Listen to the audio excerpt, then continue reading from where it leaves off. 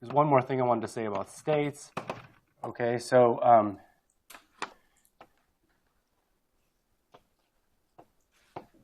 ideally, preparations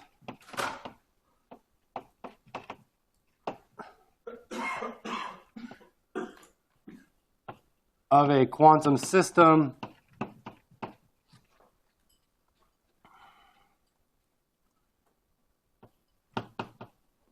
with a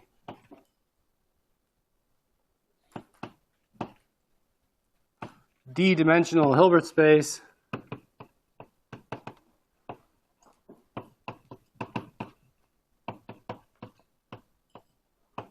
I shouldn't say d-dimensional, I should say just Hilbert space.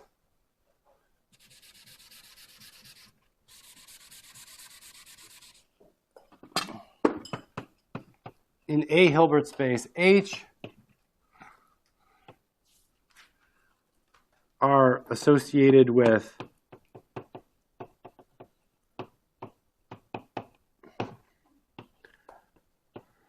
rank 1 projectors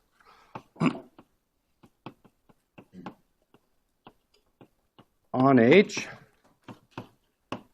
but empirically,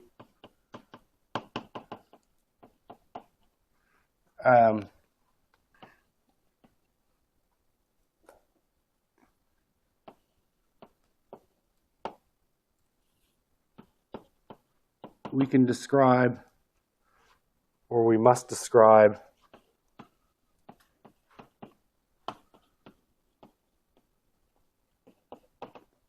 preparations with density operators.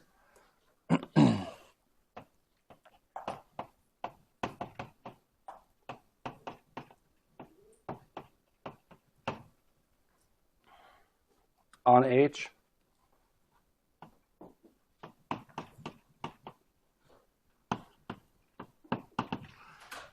And recall that we saw two different ways to have non-ideal preparations. One was just a probabilistic mixture of different rank 1 projectors.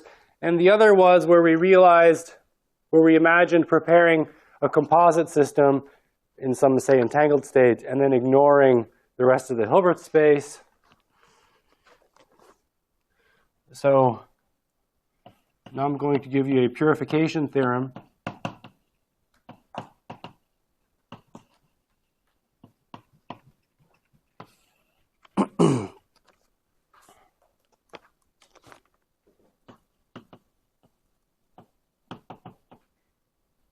An arbitrary density operator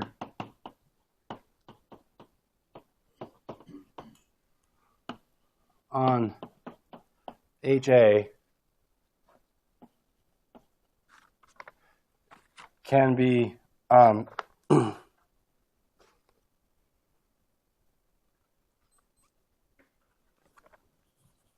let's call it rho, and let's define it via its spectral decomposition.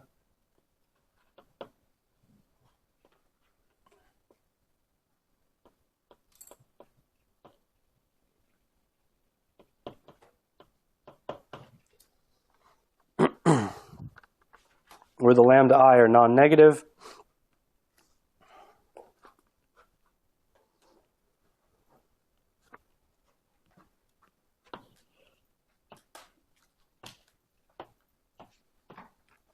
Can be realized as a pure state on some extended Hilbert space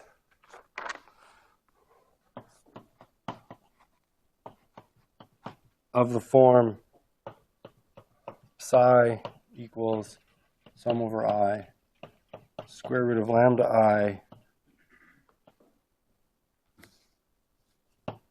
I cross phi I. So we can think of any density operator as being consistent with some pure state in a larger Hilbert space.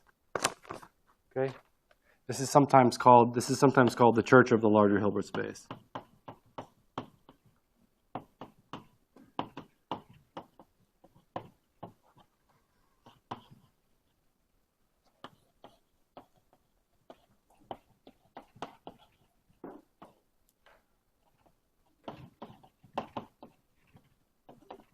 which is some, I don't know if this is supposed to be derisive or not. I don't really quite understand what irony is at play in this terminology. This may have been Charlie Bennett that coined this expression. But it's a good way to remember this mathematical fact. And it's also going to be true for transformations and for measurements. So the idea is, if I have a mixed state, I can always imagine that really there's some pure state in a bigger universe that is consistent with that mixed state. Yeah? Can you say anything about whether the universe is pure or mixed? No, I cannot. Have there been any discussions along those lines, like gone anywhere? I mean, I think it's something that cosmologists have very strong feelings about, but I personally don't see any way to decide that question. I suppose that, you know, if I reach out to my epistemic roots and think of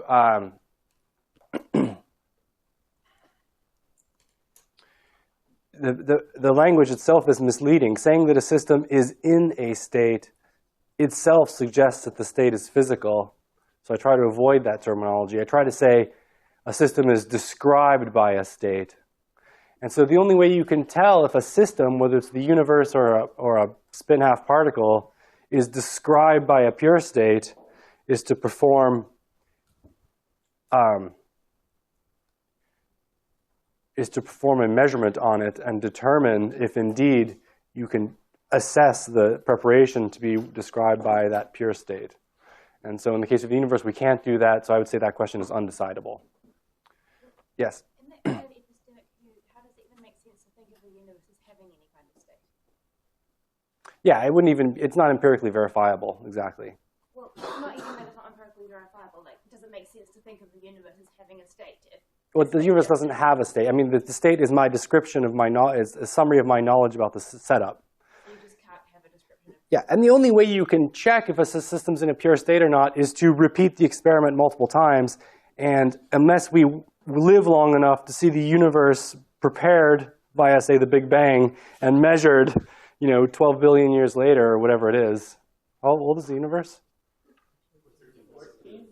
14 billion years old. So best estimates, I'm sure there's a big error bar on that. But anyways, yeah, so the only way you could ever empirically verify that question would be to repeat that experiment many times and measure the entire universe and confirm that it's in, gives you precisely the same outcome in every repetition of that experiment. Is there not something unsatisfactory about a view which says you just can't have a description of the whole universe? I'm sorry?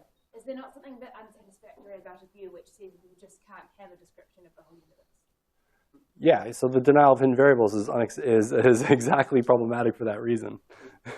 Yes? Going back to this, can you in general choose an HB such that all density matrices on HA can be represented in this way? In HA cross HB? Sorry, is that different from what I wrote? No, I mean...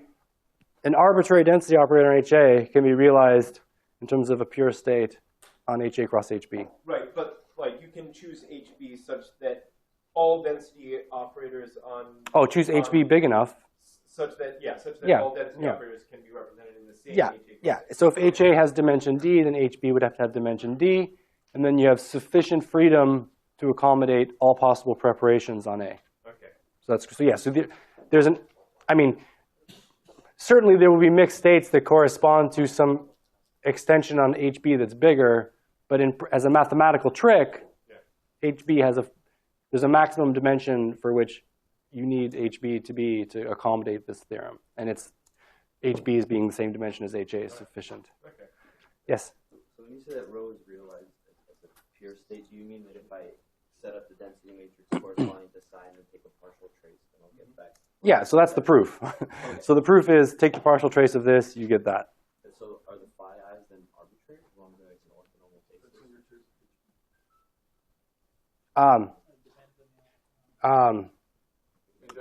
Yeah. I think the assumption here is that the phi i's I think are orthogonal. But that could be anything. Well, let's just do it and check. So let's just do this. So But I mean, there might. I mean, I just want to. I'm interested in whether or not we have to assume that the phi's are orthogonal here. You have that there's like So let's just do it. position of your state there. Trace over B of psi psi is equal to.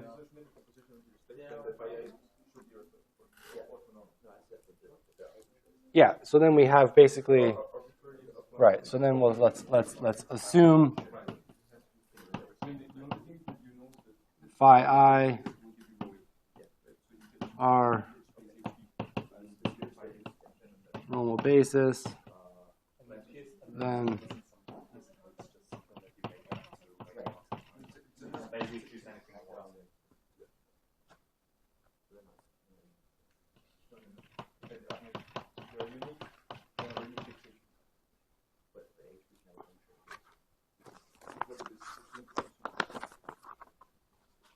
is this a Schmidt decomposition? Well, it could be. Yeah, I guess it could be.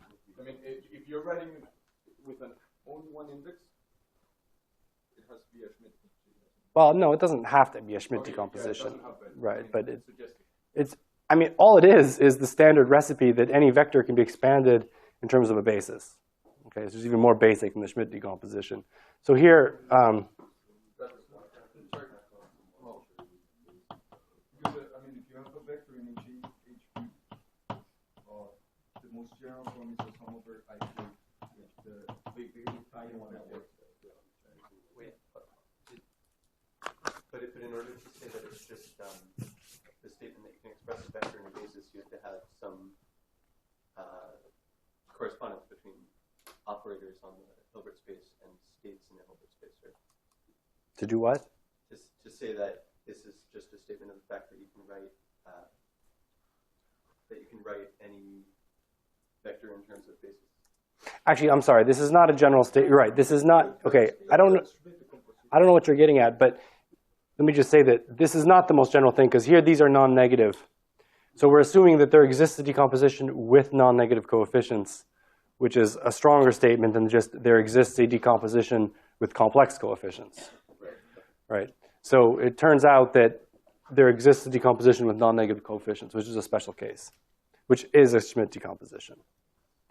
So whenever you fix your HP, But it's not a Schmidt decomposition in the sense that normally the Schmidt decomposition is you start with some psi specified in some way, and you find an expression of this form. So this is kind of conceptually different, because here we're starting with a reduced density operator and finding a decomposition of this form. I mean, I can always take an HP, append it to HA, and write it in the most general form with complex coefficients. And if I perform the Schmidt decomposition of the state, I get this. Right? I mean, Well, what has determined that state? I mean, you've written down a general state, which is completely unconstrained. So You make up the state so that you can. but I mean, you know also that the eigenvalues of your reduced density matrix are basically the square of the Schmidt coefficients above higher Q state. well, that's what this is saying. Is this unique, this decomposition? Probably not. Probably you can permute these bases. You can permute these bases. So it differs from the Schmidt decomposition. So it's a one-to-many relationship. So there's more than one way to have a pure state which gives the same reduced state. That's a good point. Let me just say,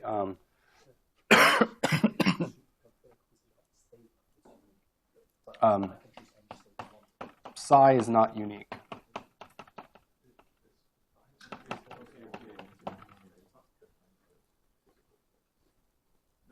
Were there other questions that got left?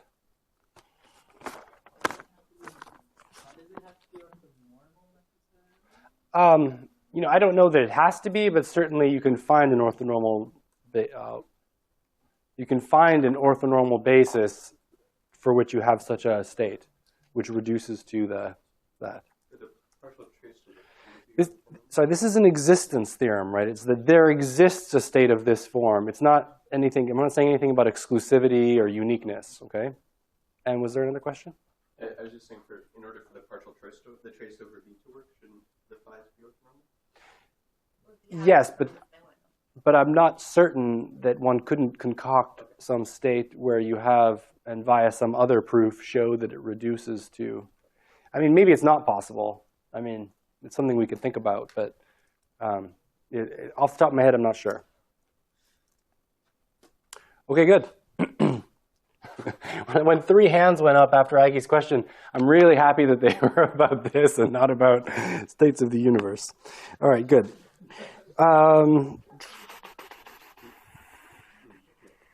So this is called a purification of rho A, of rho, well, I guess this is rho A.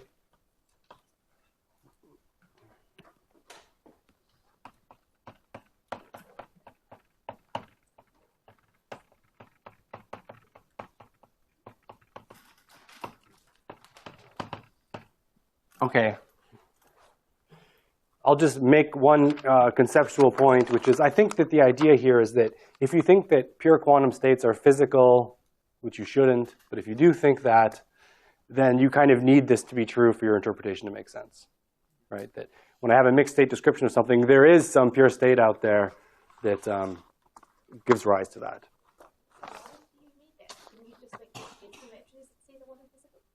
Couldn't you what? Couldn't you think that density matrices are physical rather than space? So the question is, can you think of density matrices as physical? I mean, I'm sure someone probably does, but it's not a very popular view. I know quite a few people who do. What? I know quite a few people who do. Okay, well, those people should. Okay, I was going to say come talk to me, but I don't want to talk to them. Those people should read more science, so some more scientific papers. Okay, so okay, good. So let's see what's next.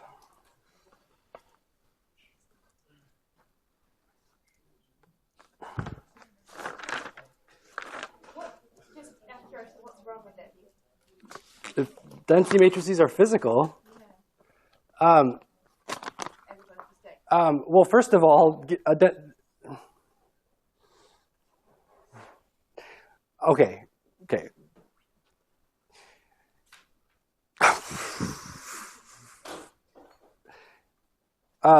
Okay, well, step one, are probabilities physical? Right? I mean, can you think of probabilities as physical?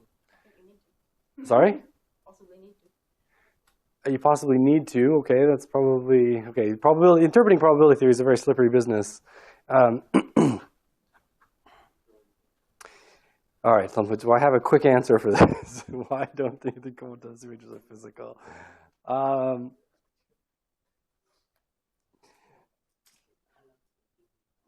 Oh, geez. What do you mean by probabilities being physical in the first place? What is that? All right, yeah. All right, you know what? I'm gonna take a rain check on answering that question. I'm sure there's a very concise answer, but it's not coming to me.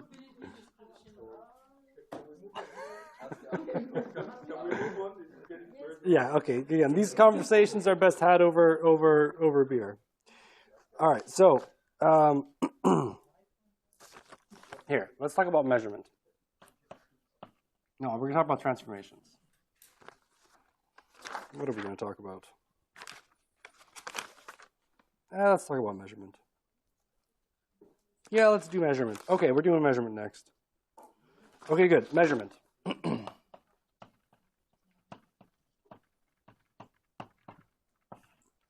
Okay, so in the ideal case,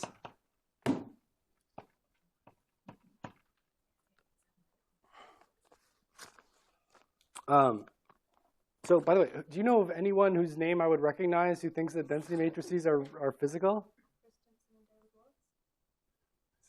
Philosophers, okay.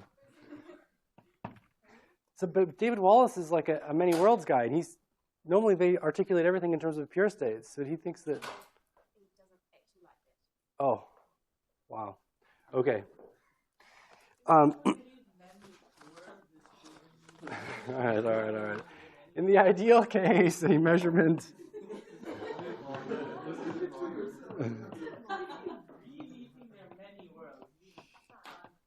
is associated with a represented is represented by or with a PBM,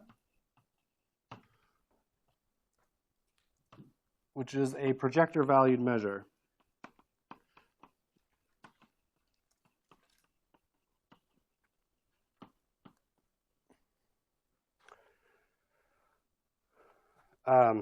What we've seen is a special case of this.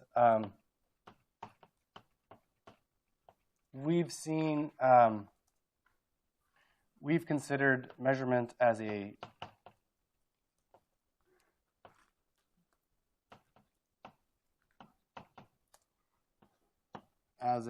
spanning set of projection operators.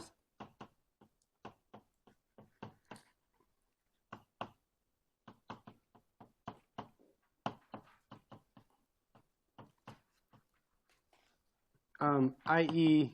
the spectral decomposition of a Hermitian operator, i.e. from the spectral decomposition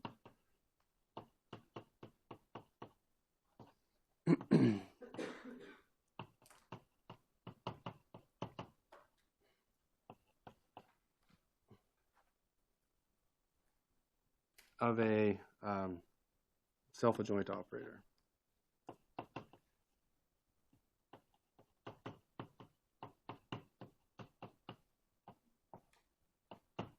So you have some observable A, and it has a spectral decomposition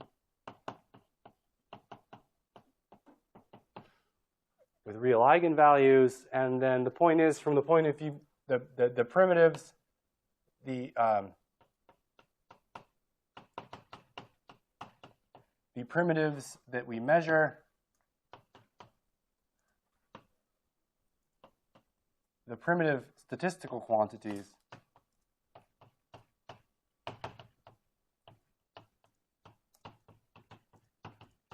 that we measure are the probability of outcome I, which is equal to the trace of rho. Oh, sorry. I keep assuming non-degenerate observables, but I should really consider the degenerate case. So now pi I is a projector of arbitrary rank. And then here we put a pi I, just to be more general. Okay, so these are the primitives, and then later on, 10 years after you do your experiment, you can go ahead and calculate the expectation of A. So then we derive at any point in the future things like the expectation of A, which is equal to sum over I, AI, PRI.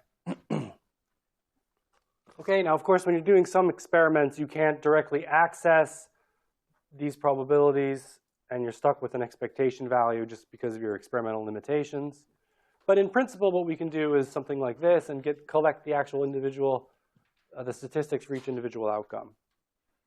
Now of course measurement has the structural feature in that we identify the operator associated with the measurement, and then the eigenvalues are essentially, it's not clear that the eigenvalues are physical in the sense that these are just labels for outcomes, basically. And think of energy, right? Absolute energy is, you can always add a constant to energy. Energy differences are what we observe in the lab. So if you associate energy eigenvalues with some system, that's unphysical up to a gauge freedom of just adding a constant. So really just think of the eigenvalues as labels. Labels for pointer positions, which you can give units if you want, like angular momentum or energy. Yeah. If eigenvalues are just labels, what argument is there for considering any real eigenvalues? That's a good point.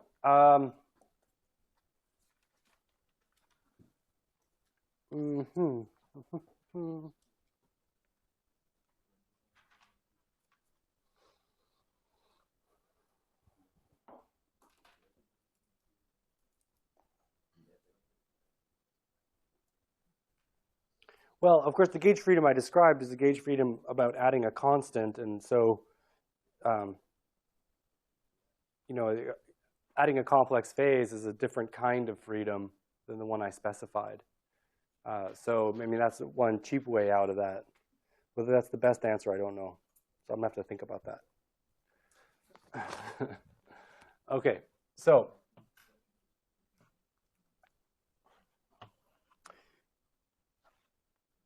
so I don't know yet if I'm going to go and get into measure theory, which probably will require a lot of math you're not familiar with. How many of you are familiar with sigma algebras and... All right, I'll stop there. All right, so basically you can accommodate, I mean, here what we have is discrete outcome measurements. Okay, so it turns out you can do more general things than discrete outcome measurements. You can do continuous outcome measurements. And some of these are ideal objects. And so because of that, you need this extra machinery, which is this PVM terminology is derived from that extra machinery where you have not just a regular measure, but an operator valued measure. And that's a bit of a tricky thing to define without even knowing measure theory. So let me just say that there exists a way to accommodate continuous outcome measurements via this structure, and we won't get into it. We'll just discuss the discrete case. In any case, I mean, all of the conceptual issues are clear enough in the discrete case, and then the continuous one is just something you do if you have to describe a continuous outcome measurement. Yeah? So can you just say in general what you mean when you say the ideal case? Like, what would not be the ideal? The ideal case is quantum mechanics says that the best I can do is a measurement of this form.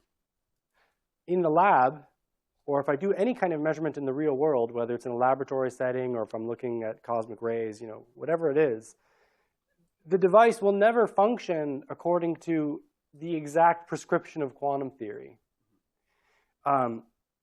Due to statistical noise, thermal noise, due to imperfect design, due to imperfect alignment, there's just a myriad number of issues that come into play.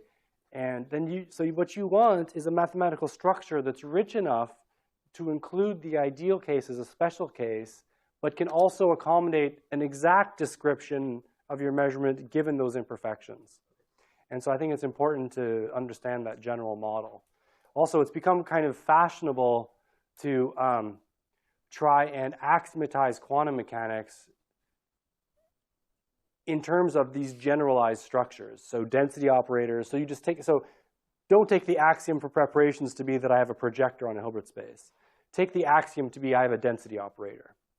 And instead of having a PVM, which you can think of just as a collection of projectors for simplicity, we're going to introduce this notion of a POVM, or a positive operator valued measure, and there we're measuring outcomes by positive operators, and it's fashionable to take that as an axiomatic description of, and I think that there are actually not fundamental but practical problems with that approach.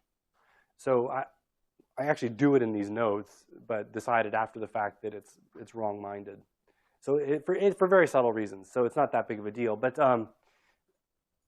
that's what I mean by ideal versus general. Okay, great.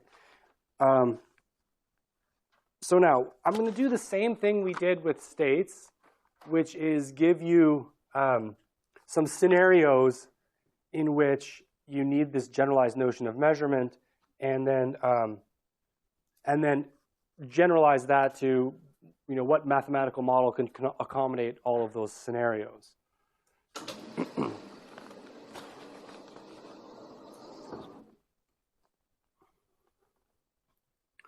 Okay, so case one for generalized measurement. So case one is basically suppose I have a device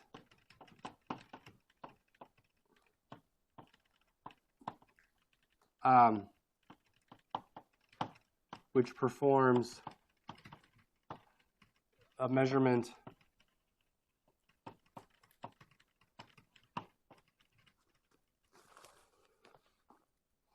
last time I did this, my There's something wrong with my indices.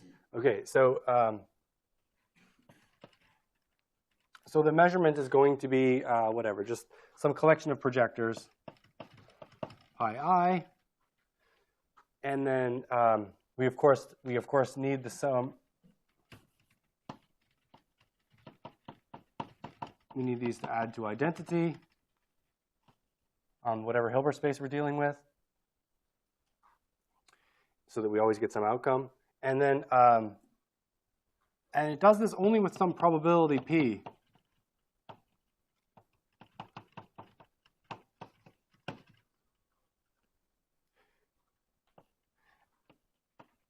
And otherwise,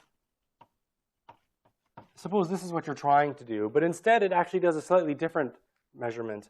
And otherwise measures some projector pi, here, call it pi L prime.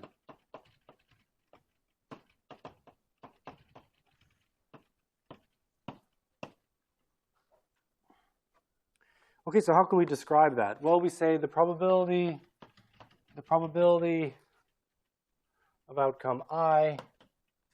Okay, this is the part that I messed up. Okay, so probability of outcome I is equal to the trace, given some preparation rho, of pi I, and the probability of outcome J is equal to the trace of rho against pi J prime.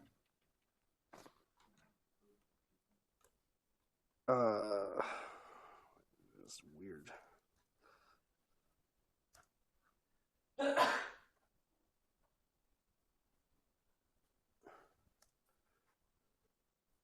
Okay, so then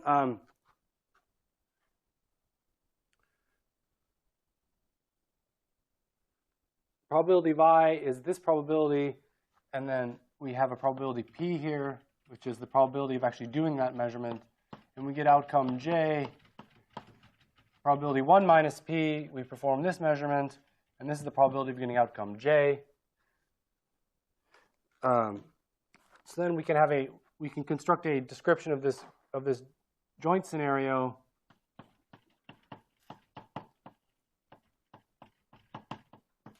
So the joint description is, let's define E sub nu is equal to P pi I for nu equal to I, and E sub nu, what does I go up to? Well, I go up to, here, what's your favorite letter? M, all right. And then L goes up to, what's your second favorite letter? N, all right. Okay, so then for nu equals 1 to M, and then E nu is equal to 1 minus P times pi prime J for nu equal to D plus, not D, M plus J. Did I do that right?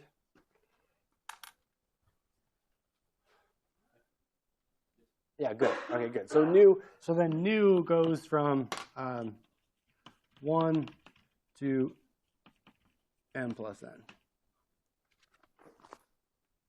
And then we can just say that the probability of outcome nu is equal to the trace of rho against E nu, and that's our new Born rule. Okay. And then here we promote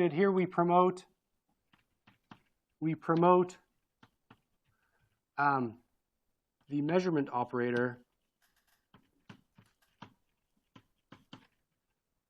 the kind of allowed measurement operators in our Born rule. In Born's rule, to people call them positive operators, and they really mean non-negative as usual, to positive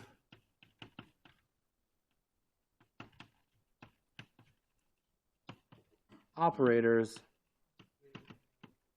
E sub nu satisfying two properties. Property one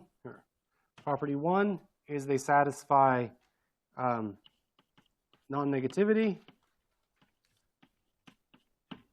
And property two is that they sum to identity. Sum over nu, E nu is equal to identity. And you can easily verify that both of those properties hold. So this generalizes actually to arbitrary convex combinations of projective measurement.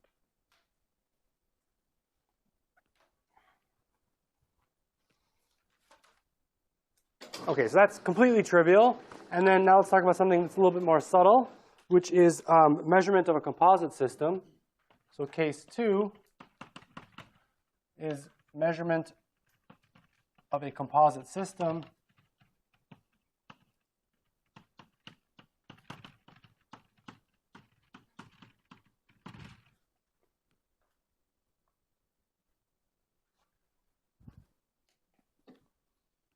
Okay, and so case 2 is the following.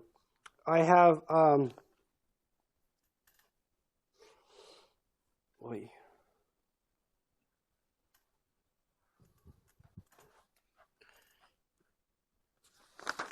right, well, I won't get too creative here. I'll just stick with my notes. Okay, so basically, suppose we have some state rho equal to rho A times rho B. So this is a separable state. I probably should do this example for a completely general state, but I'll leave that as an exercise. Yeah? So, to make sure I understand, so the physical setup where we have some set of measurements we want to make, that's represented by the NP hat I, but our apparatus might spit out measurements of some other set of observable, that's these prime variables, and this sort of gives us a way. Yeah, so that's one scenario, is that your apparatus has a noisy switch in it, and with probability p, it performs the measurement you designed it to. With probability 1 minus p, where that could be very, very small, it performs some I mean, here, pi prime might be almost parallel to pi in some geometric sense. Like the trace inner product in these two might be quite close. And so you can imagine that the device misperforms a little bit some of the time. But there's other scenarios which are not about noise, but just about I might want my device to do this for some reason. So you can concoct all kinds of. But what we're trying to get at is what is the most general thing that can happen in the world, whether it's due to noise or due to intentional, whatever. Here's another example. Here's a more concrete example. One of the main issues limiting lots of experiments with optics is the efficiency of photodetectors. So often what happens is photodetectors have what's called a dead time. So you want to measure all the photons that come into your detector. But it turns out that, so in the simplest example of an avalanche photodiode detector, you have some plates set up, you have a window. So an avalanche photodetector is kind of a nice, simple thing. This is very old. This is your window. The photons come in, and then you set up some series of plates and some voltage across the tube. And then when via the photoelectric effect, when the photon hits one of these plates, it ejects an electron, and then that electron gets accelerated by the potential, hits another plate, busts out a bunch more electrons, and you get this avalanche of electrons eventually that come out and give you a current and say, you detected a photon. And I guess, I'm not an expert on these things, but I assume that there's some proportionality between the number of electrons you get and the energy of the incident photon, but that might not be true. I don't know. Just guessing. Anyways, the point is that photodetectors have a dead time. So it turns out that it needs time to reset. And so if another photon comes too quickly, the detector won't respond correctly. So that's an instance where you would have this, probability of the detector not responding the way you had hoped. And so we need a more general mathematical structure to accommodate that. Emily. Is it possible to have two different measurements with some projectors in common, or Is it possible to have? Yes, it is, yes. So how would this description work if I, for instance, were a projector which belonged to both measurements? Well, then you'd have to, so if you knew that, j equals 3 was the same as I equals 2, then you would just take into account that you're double counting nu. I mean, there's some labeling issue here which has to do with understanding what your device is doing, which is a bit. I'm not completely happy with this choice of labeling, index labeling. You're somehow assuming that the pi i's and the pi l's are orthogonal to each other. No, on the contrary. I'm assuming here the nature of a. So I wrote one condition. Another condition, which I should have written, is that pi I, pi j is equal to 0. So these are orthogonal for every I and j. Okay, and so I mean you need that for it to be a projective measurement. In fact, this condition, when we generalize to positive operator measures, this condition is maintained, but this one fails. Okay, so that's actually what we lose. So I should mention it. So here I'm imagining pi prime L and pi prime K are equal to 0. So this is just a fancy way of writing orthogonality for projectors. Well, it's not that fancy. Yeah. So it seems to me that you're adding classical probabilities, so you're using knowledge. And you said you would want to do this sometimes. I can't think of an example why you would want to do this. Yeah, well, it's a bit hard to think of. Sorry? No, but yeah, why would you intentionally do this?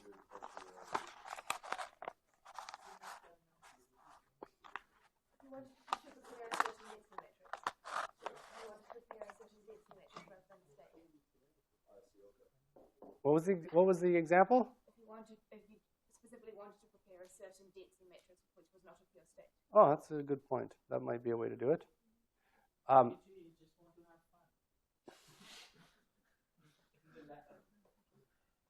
Okay, are we good?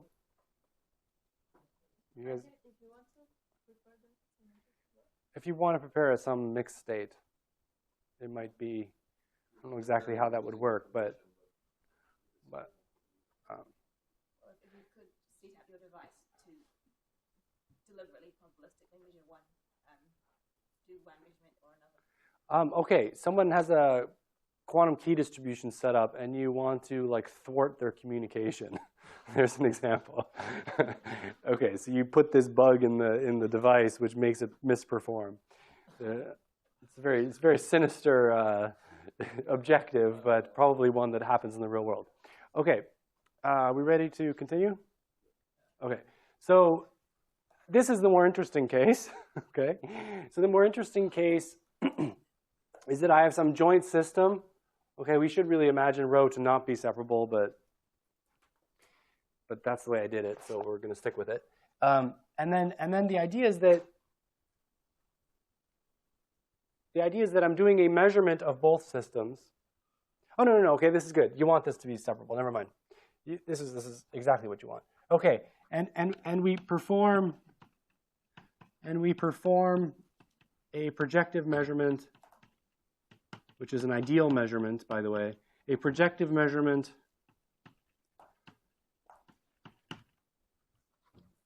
on HA cross HB.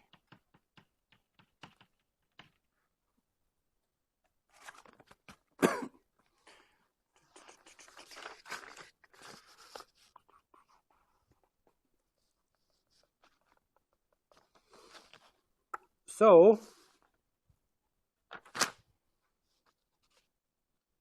our projective measurement has the following form. It's a collection of projectors, P sub nu, such that the sum over nu gives you the identity on A cross B, right?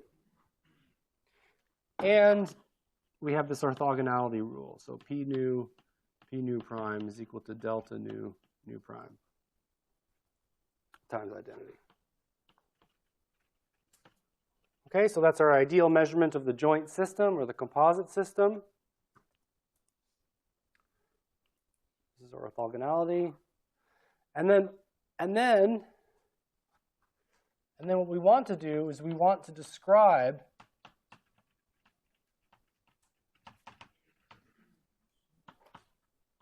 this measurement in terms of operators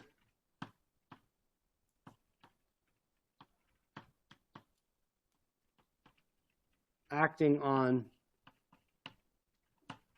HA alone.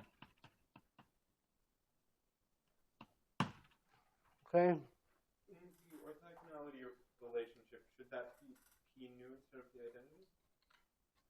It indeed should. Thank you. I thought there was something funny about this. Thank you very much.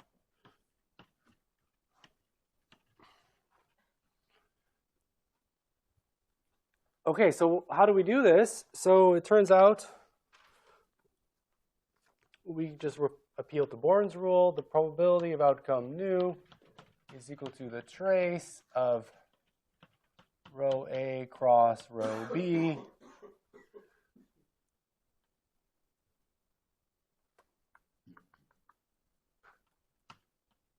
P nu. And then we just turn the crank, insert a complete set of states, which I'm going to do in terms of an orthonormal basis, I guess. So I'm going to sum over ij, sum over kl,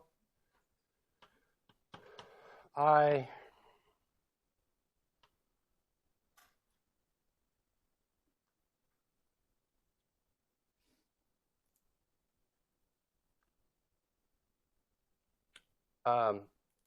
here, let me put P nu on this side. Well, the cyclic property of the trace, I'm going to bring that over here. Well, of course, it's true by definition anyways. I'm going to do IK. Sorry, I'm trying to get my indexes straight.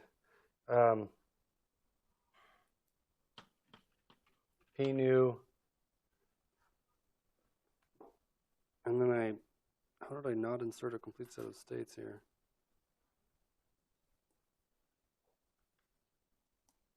Oh, I see what's going on. Well, that doesn't make sense. Why is this?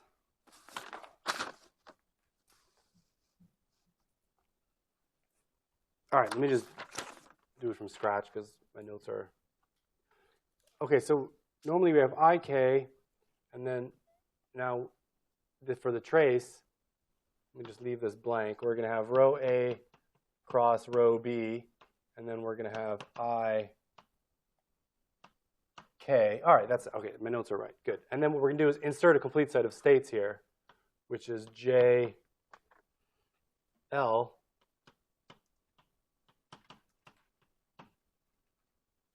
Okay, good. So we're summing over this. So we've inserted identity in between P nu and rho A cross rho B.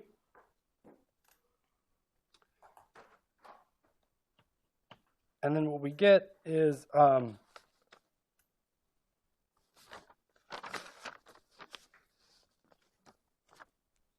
something of the form, this is equal to trace of E nu times rho A if we define E nu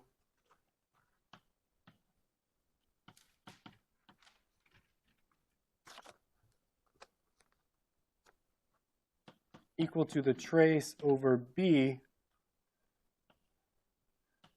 of P nu identity tensor rho B.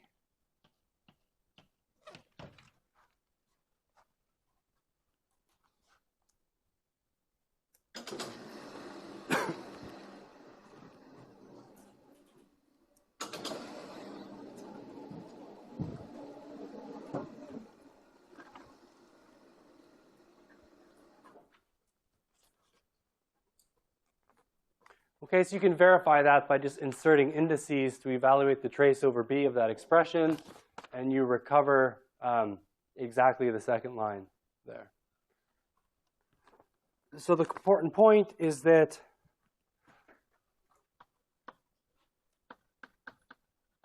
the operators E nu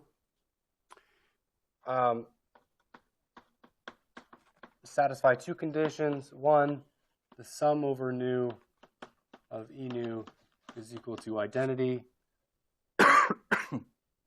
on A, and 2, the E news are non-negative. Did I get? I think I did it backwards, but okay, whatever. The same two conditions. So we've seen then in these two scenarios that we are able to come up with a more general description of measurement where we've replaced projectors with positive operators. And a key point is that these positive operators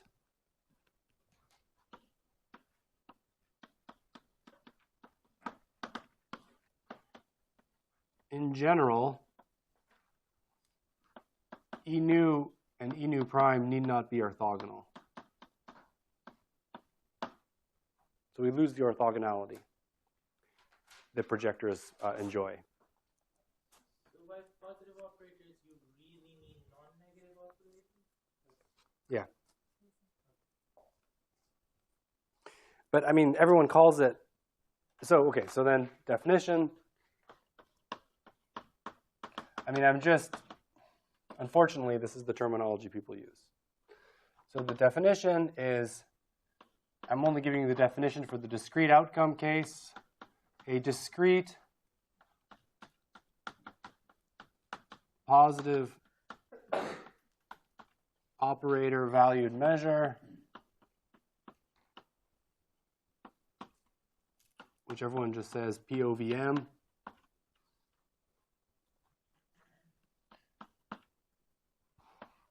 is a set E sub nu of operators E sub nu satisfying 1 and 2.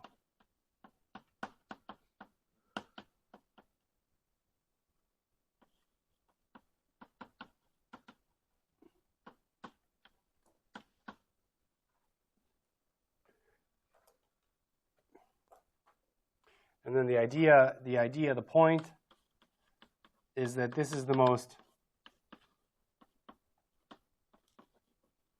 general form of measurement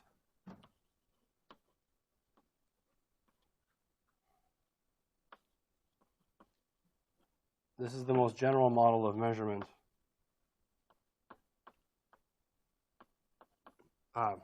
that can occur.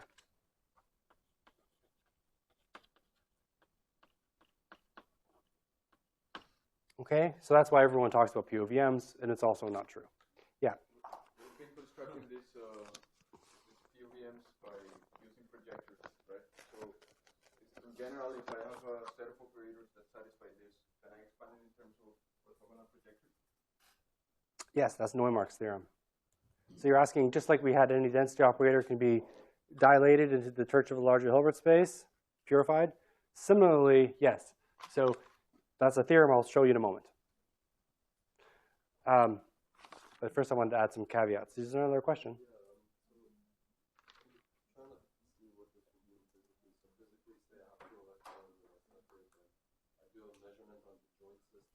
Oh, I'm going to give you a very concrete example of why you want to do this. Okay, good. So let me just add some caveats. So I'll put an asterisk here. So asterisks, we have two caveats. The first one is simple, that the discrete case is not the most general case. We can have a continuous set,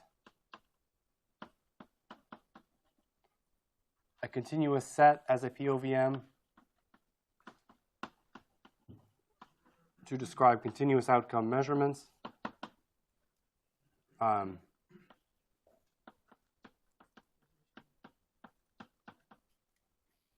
Which are common to, say, quantum optics.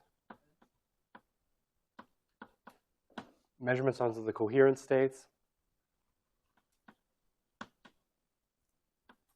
And there we need some more sophisticated mathematical machinery.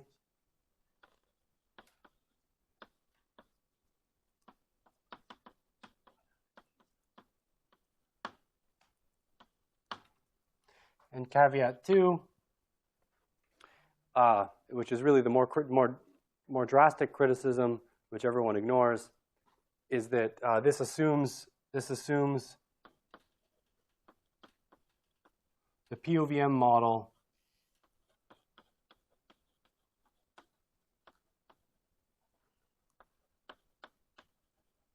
assumes system B and system A are initially uncorrelated.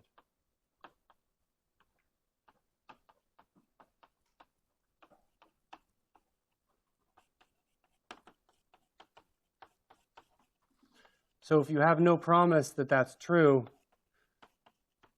then you might find that the POVM model is not the most general mathematical model to describe what's happening in the lab. Yeah? What do you mean by measurements under coherent state? Is that It says coherent. I apologize for my writing. what does that mean? Do you know what a coherent state is? Yes? So you're saying you're taking measurements of So I'd consider projectors onto coherent states. So a coherent state projector, that's my measurement. So notice that also in the ideal case, we have continuous outcome measurements, projectors onto coherent states. And so you want this index nu to not necessarily be discrete. It can refer to, the coherent states are indexed by two numbers, commonly a complex number alpha, but really any two numbers, Q and P will do. And Q and P vary continuously.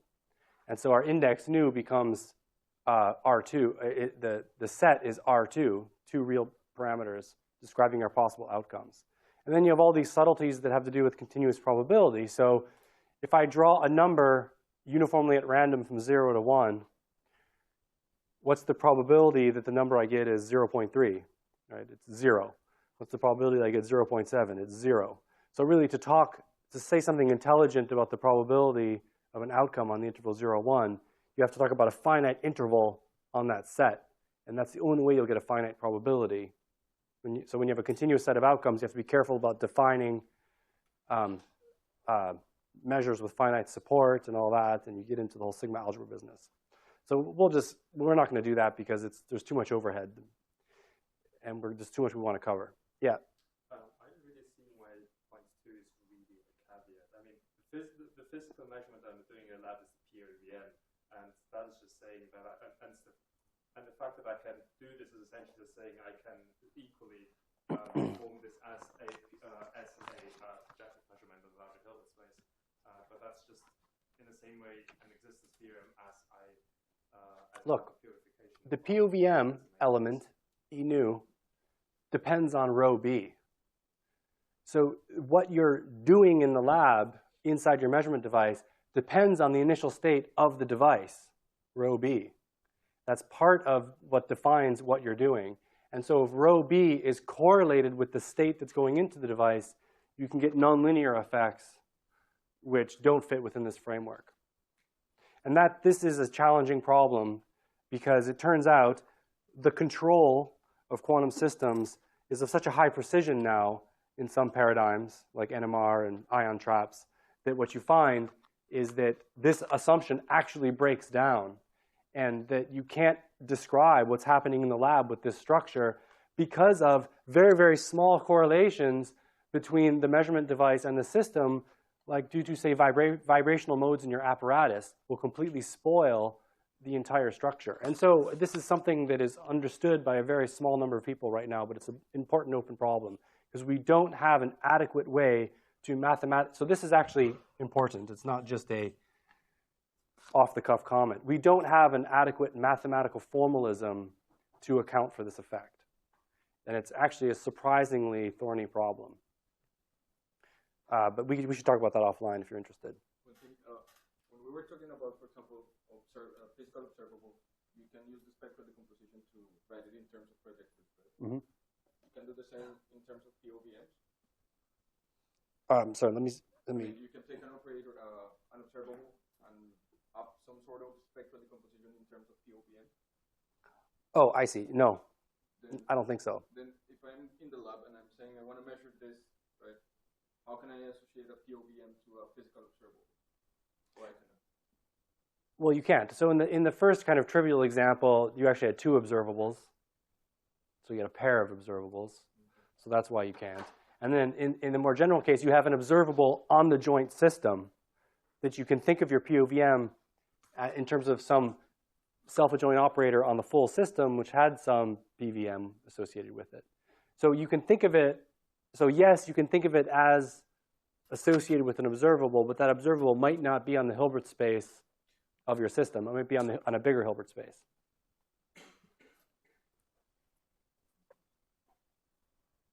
Is that? POVM is the most general measurement you can have, right? Right. But, I mean, is this physically realizable? Yes. So, yeah. Okay, you guys want an example? I'll give you an example. Okay, so I'll give you an example, which is a great example because it also segues into the notion of measurement update and all these really interesting issues about collapse and all that. So are you satisfied to wait for the example for further? All right, so let's do an example. All right, so an example.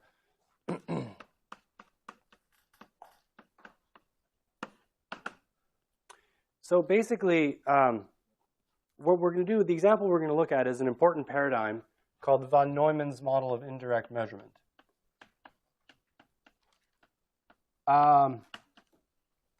Actually, right, this is going to be a slightly different example. So this might be not fully satisfactory, so we'll have to address that afterwards.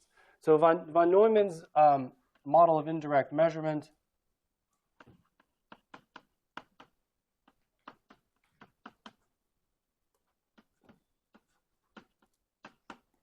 So von Neumann was interested in this question of, when are we allowed to say that the system is left in an eigenstate of the observable that was measured?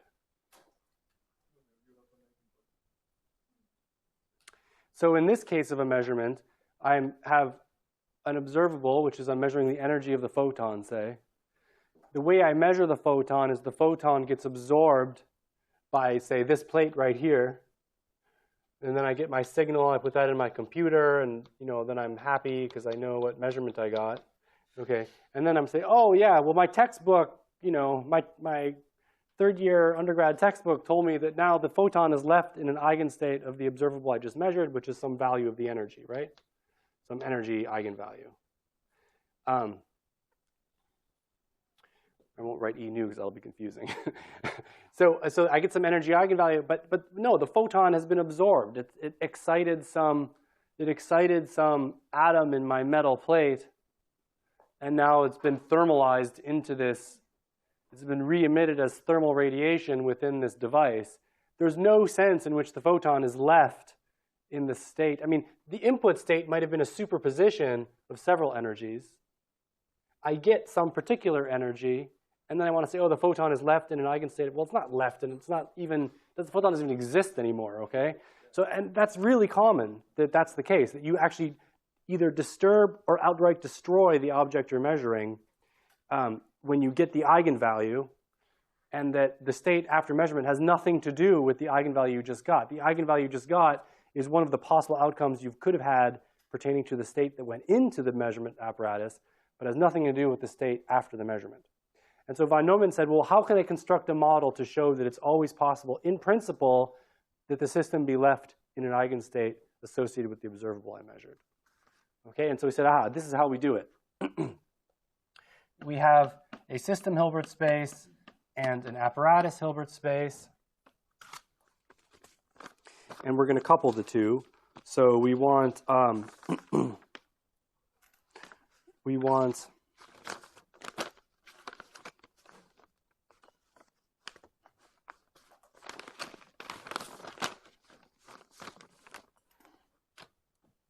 take, okay, so our state of our system is some possibly unknown superposition.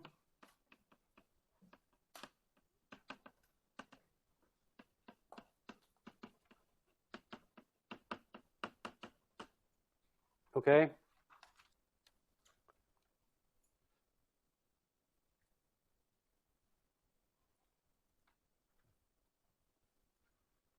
And then we have some observable A.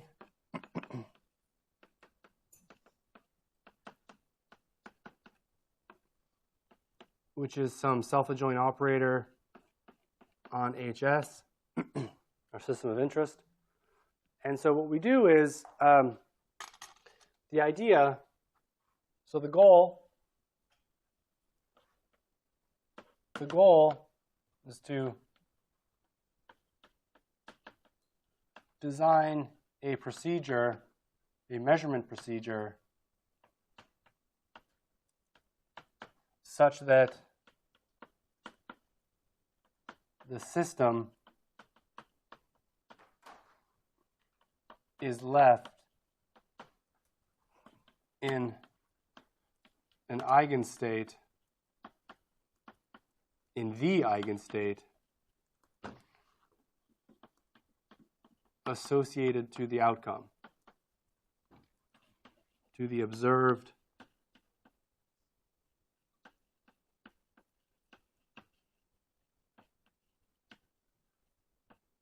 outcome. So we essentially have a pair. So we have essentially AI is the observed outcome, and I is the eigenstate we want the system to be left in. So the system starts out in some superposition over the possible outcomes.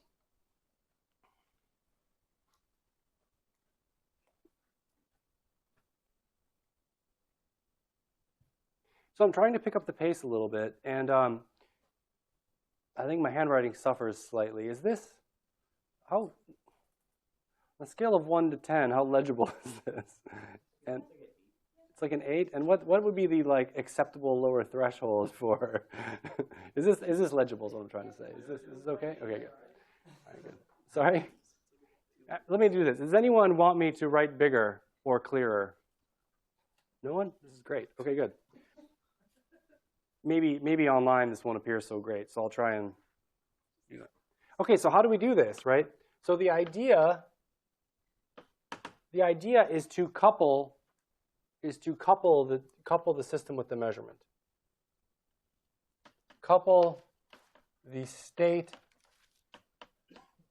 or even correlate the state of the system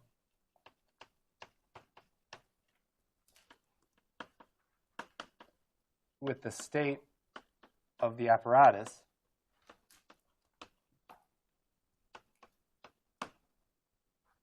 I don't know what's wrong with me. I give that whole spiel and then I just write exactly the same. Okay, so we're going to correlate this. We're going to correlate the state of the system with the state of the apparatus. So we want some unitary interaction operator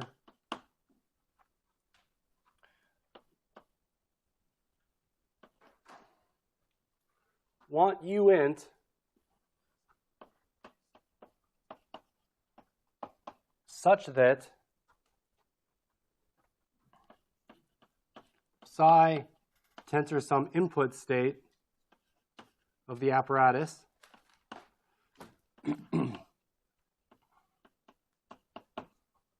evolves under this interaction so that we get at the end a correlation of the form CII cross I, where it doesn't really matter what states these are as long as they're orthogonal. And so we want here IA is an orthonormal set. I'm getting close to the lower limit there. Yeah.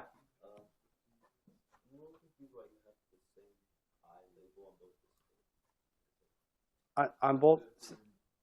It's just a label. Right. I could call it K if you want. It could be K. It would have to be K sub I though, right? Right. So here's an example. So here's an example inside the example. So you have a spin half particle equals alpha 0 plus beta 1. And we want to measure the spin value. Sorry, I'm using 0 is just a label for minus a half or plus a half, and 1 vice versa, okay? But if that's not legible anymore. That's not legible, okay.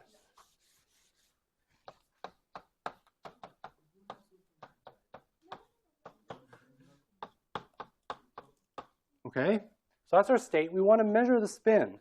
So we use the Stern-Gerlach technique. Okay, so Stern-Gerlach says, look, your beam of particles, it has some spatial mode corresponding to propagation along this direction. I stick a magnetic field gradient in its path, and then this is going to deflect.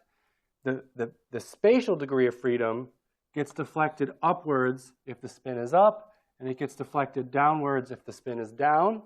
So then here I have the state alpha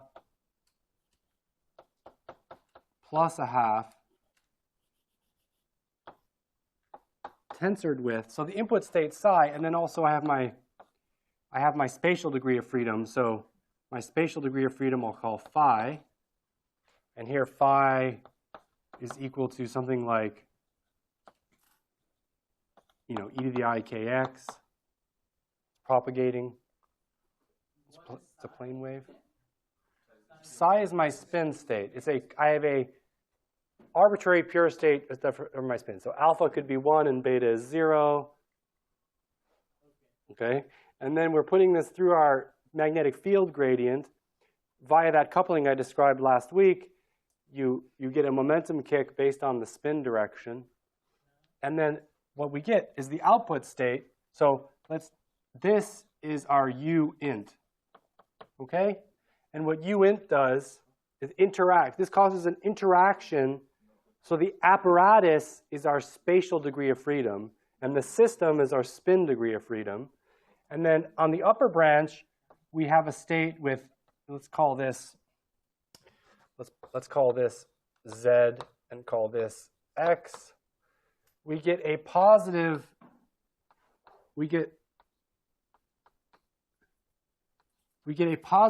propagation along the Z-axis upwards if the spin is up, and we get, if the spin is down, we get a negative propagating state. I can remove these absolute values and just call kz non-negative. But I hope that's clear.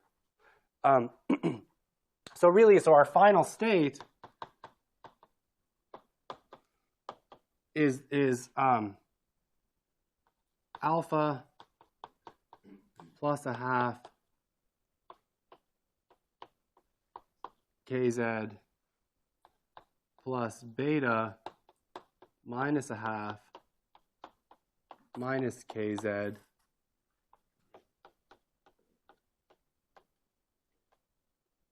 okay, so this is the momentum along the z-axis, and that state is equal to u int acting on my input state, which is alpha a half plus beta minus a half tensored with phi. Okay, where phi is just this propagating beam, a Gaussian wave packet, say, propagating along the x-axis. Okay, so this is great. So now what I do is I just measure if the particle is in the upper half plane or the lower half plane. So I perform a measurement which may be destructive on the spatial degree of freedom. By destructive, I mean it might deflect it, but you don't care as long as the particle survives. So it can't be fully destructive in the sense the particle can't be absorbed, but it has to be, it can be destructive in the sense of it can deflect the particle, or it can disturb this state. The important point is that if I find the particle up here, even if I disturb its momentum state, as long as I don't disturb its spin state. So if my measurement procedure for momentum doesn't couple to the spin degree of freedom, then my spin is left in the plus half eigenstate. So then the point is this. Here's the upshot, is that I measure the particle location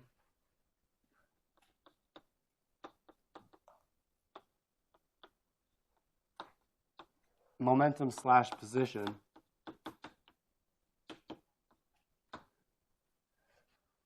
And then infer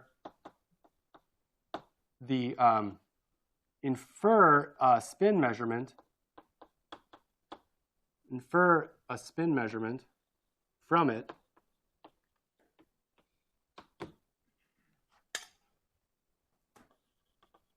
And then the spin will be left in the state plus a half if I measure, plus kz, which is equivalent to saying I found spin eigenvalue plus a half, and vice versa. And likewise, it'll be left in the state, or let's just say or in the state minus a half. Notice there's no alpha and beta anymore. Those are gone. If I observe, when I say measure here, what I mean is observe. There's a difference. If I observe minus kz, which corresponds to minus a half.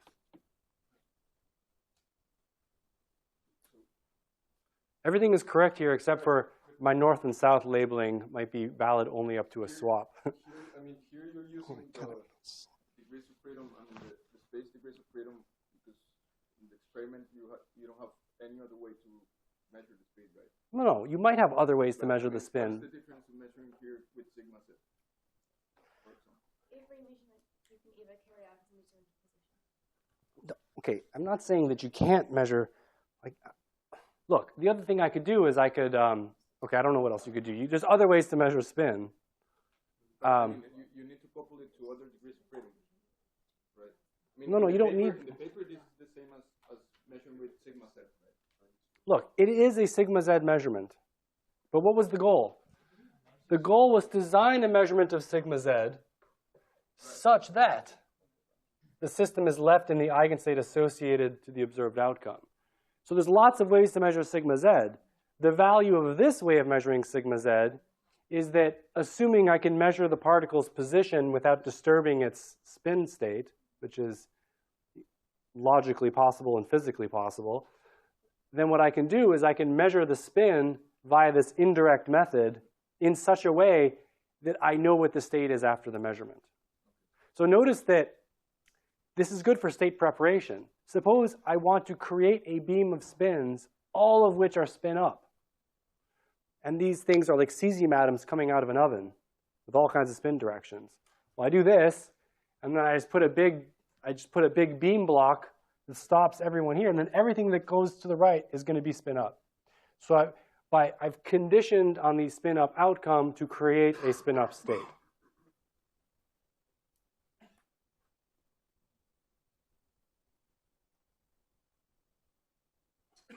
Okay.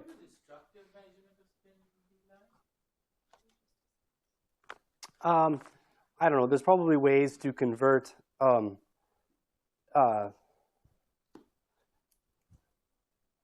here's a destructive way to measure an excited state of an atom. Wait for it to decay, measure the photon. The atom was in some excited state. It decayed down to the ground state. You measured the photon, so you know that the state before the measurement was that excited state, but after the measurement, you're left in the ground state. So that's a destructive way to measure. And measure the position by looking at smashed into a screen, at which point the photon is gone. And so, you measure what a spin was, but no longer to have a spin. So now in this example, how does this example differ from case 2? Okay, so here's the difference. In case 2, I was doing a projective measurement on both degrees of freedom, A and B. In this example, what I'm actually doing is I'm just measuring an observable on system B alone. Okay, so this is why this example is not exactly giving an example of what I wrote there of why you'd want to do that. Yeah, I mean, there's lots of reasons why you want to do a joint measurement of the system, of two systems, but I don't know if I can come up with the best ones off the top of my head. But okay, so this is an illustration of some of the concepts of wanting to couple systems and perform measurements on some other Hilbert space or some bigger Hilbert space in order to infer something about a smaller Hilbert space. I think we're supposed to wrap up here, so I'll end there. We'll continue next lecture. What I'll do is flesh this out in more detail, and I'll talk about the formal state update rule, and then we'll talk about some of the conceptual issues there. Okay, thanks for your attention.